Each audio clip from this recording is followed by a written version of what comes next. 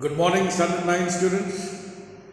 Now, yesterday we had come to know the meeting of Miss Fairchild, who is an acquaintance to Mr. Easton, and then there is a glum face person who's rough cut, and they met in the train. So now, when Mr. Easton raised his right hand and showed the lady the handcuff as to why he was not able to shake hands with his right hand. So then the glum-faced person saw Miss Fairchild's expression had dropped. She felt very sad to think that one of her old friends is a prisoner. So that message the glum-faced person has understood, and he did not want that the lady should be embarrassed. So he intervenes. You'll excuse me for speaking, miss, but I see you're acquainted with the marshal here. So what happened? He changed the topic. He says, if you can excuse me for speaking in between. He says, I can see that you are very acquainted with the marshal. Now, this sentence was only to make Miss Fairchild to understand that Mr. Easton, her friend, is a marshal. If you'll ask him to speak a word for me when we get to the pen, he'll do it and will make things easier for me. He's taking me to Leavenworth prison. It's 7 years for counterfeiting. So now if you could request your friend to tell the officials in Leavenworth, if he speaks on my behalf of over there, then my sentence for 7 years may be relaxed.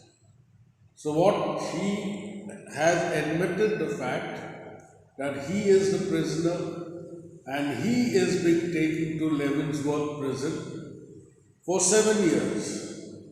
And the crime was for counterfeiting. Counterfeiting means for cheating people. Charge of this work. Okay. So now, with this conversation, Miss Fairchild has understood that Mr. Easton, her friend, is now a big police officer. Then the glow in her face returned. Otherwise, her face had dropped when she seen the handcuffs of the glum-faced man's left hand and Mr. Easton's right hand were linked together. That is why they are known as the link couple. Oh, said the girl with a deep breath, like, oh, thank God, like what she was thinking, that he was a prisoner. And returning color, again the expression, the happy expression was being shown on her face. The glow was returning. So that is what you are doing out here. So she was quite surprised. Oh, so that is what you are doing here. A marshal. Wow. Okay. My dear Miss Fairchild, said Easton calmly, I had to do something. He says, I had to do something for a living. Money has a way of taking wings. Now, what it means that in order to earn money, people are forced, people are compelled to do wrong things. Now, if someone has worked very hard, and he is not getting a job. Okay, he has got all the certificates, but he is hunting for a job Each time he is going for an interview, they're turning him down, and he's not getting a job. So now, in order to earn money,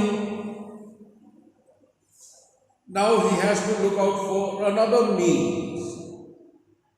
Either he has to beg or he has to steal. He has to rob. Even if it comes to the extent of murdering a person, that is what he meant, money, because he has committed a crime. In order to make big money or fast money, he was doing this counterfeiting, cheating people, producing false documents and extracting a lot of money. So, he is explaining that how money is making a person to do wrong things. And it takes money to keep step with our crowd in Washington. So then we need a lot of money if we have to live a respectable life in Washington. There everyone looks at your financial status. So that is also one pressure which forces people, children, to move away from there in order to earn extra money. I saw this opening in the West. I saw this opportunity that is there in the West. And a marshalship isn't quite as high a position as that of ambassador. But whatever it is. Now, the post of a marshal is not as superior or as higher than the post of an ambassador. An ambassador is holding a good post. In comparison to that, a marshal's job is not that high. The ambassador said the girl. Now he reminded of the ambassador. Doesn't call anymore. He needn't ever have done so. You ought to know that. And so now you are one of these dashing Western heroes.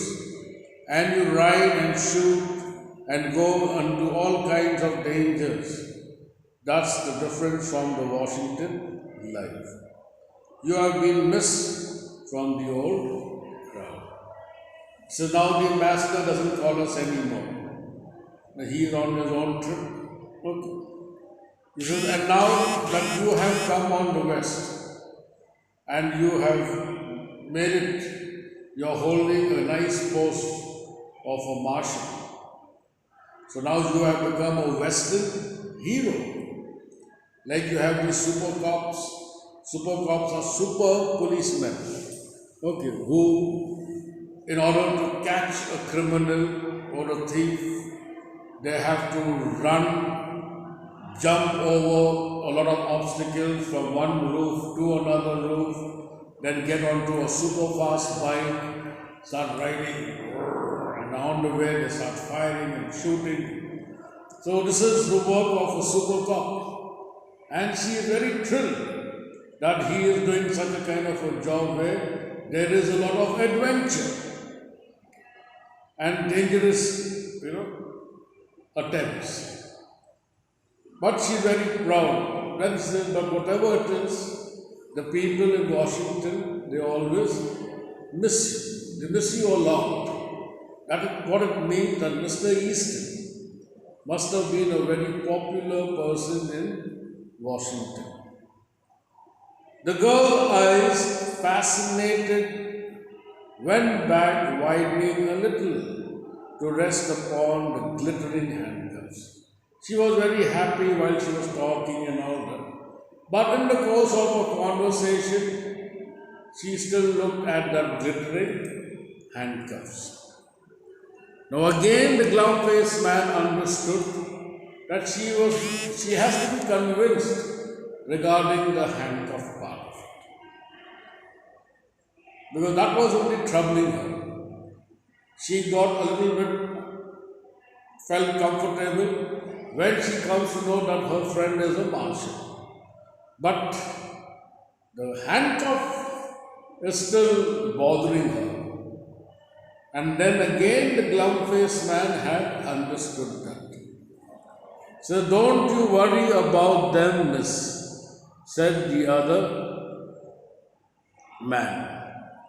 All marshals handcuff themselves to the prisoners to keep them from getting away. Mr. Easton knows his business. So he says, oh, there's no need for you to worry about those handcuffs. So it's a common thing that all marshals, they handcuff themselves to the prisoners so that the prisoner will not be able to get a chance to escape. And Mr. Easton knows his job, so he knows his duty.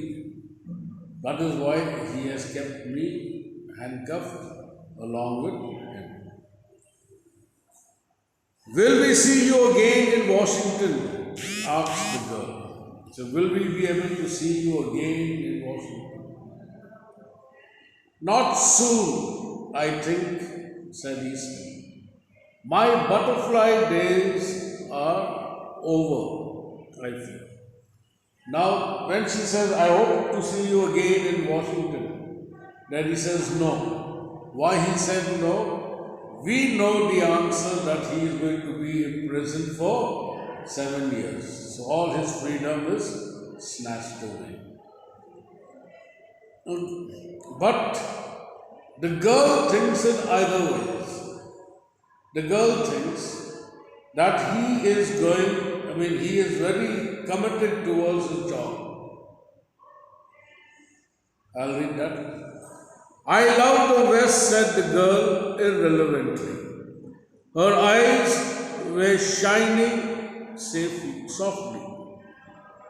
She looked away out of the car window.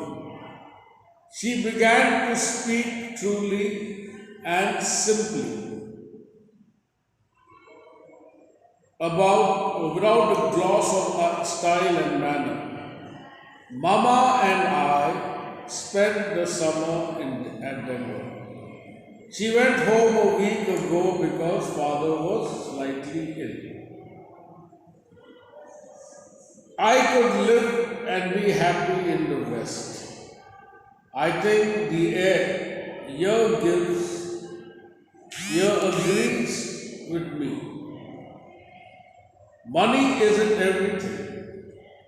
But people always misunderstand things and remain stupid.